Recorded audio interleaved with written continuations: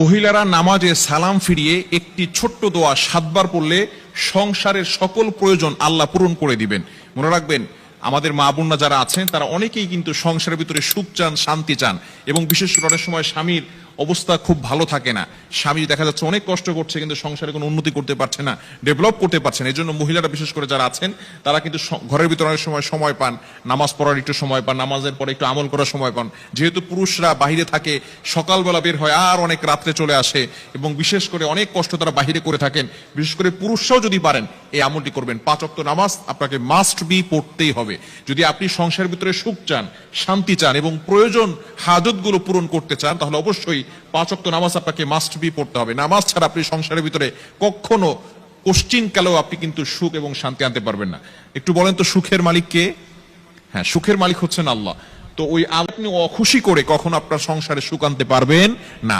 একমাত্র কাজ হচ্ছে নামাজ পড়া। নামাজ 5 ওয়াক্ত নামাজের পরেই এই ছোট্ট দোয়াটি পড়তে হবে। দোয়াটি হচ্ছে ইয়া কাদিয়াল হাজাত, ইয়া কাদিয়াল হাজাত। আপনি নামাজে সালাম ফিরানোর পরে 5 ওয়াক্ত নামাজ আপনাকে পড়তে হবে। নামাজের পরে সালাম ফিরানোর পরেই আপনি আল্লাহু আকবার পড়বেন একবার, আস্তাগফিরুল্লাহ 3 বার, এরপরে আপনি পড়বেন ইয়া কাদিয়াল হাজাত, ইয়া কাদিয়াল হাজাত, ইয়া কাদিয়াল হাজাত 7 বার পড়বেন।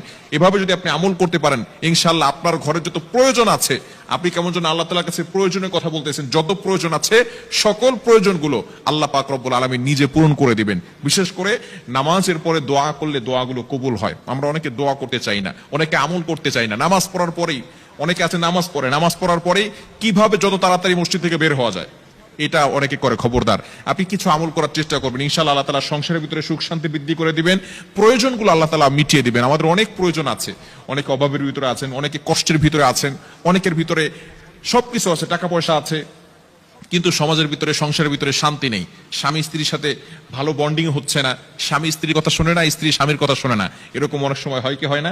আপনি এই যে অভাবের ভিতরে আছেন, শান্তির অভাব, ঘরের ভিতরে শান্তি নাই, শান্তির প্রয়োজন, এই হাজতগুলোর জন্য আপনি আল্লাহর কাছে দোয়া করবেন, ইয়া কাদিয়াল হাজাত, ইয়া কাদিয়াল হাজাত।